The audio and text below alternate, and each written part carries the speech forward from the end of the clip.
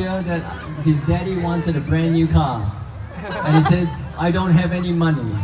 And at this rate, with him saving, I'm not going to get that car until he's a lot older. But I don't know about you, but one of the hardest things that I find is actually buying a gift for someone. How many of you guys find that? Yeah? Yeah, I reckon Christmas shopping would be so much easier if you just don't care what people think and you just grab whatever's on the shelf. But you know what? We don't do that because we're not just shopping for stuff, we are shopping for our relationships. Because we all know that relationships matter more than the gift. And it's amazing, and when I look across this park with over 20,000 people, we might come from different countries, from different jobs, we might speak different languages, or even believe in different things. But one thing we have in common is that we are all people, and what we all want in our relationships is the gift of love. We've all experienced the gift of love in our life. Kids, the way your parents love and sacrifice for you.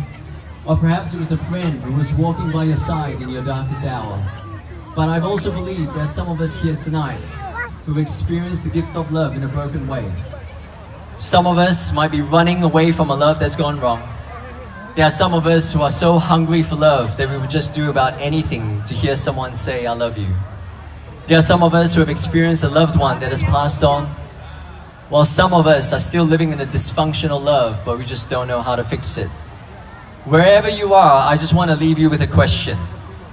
If love is something that we all want, then why do we find it difficult to give?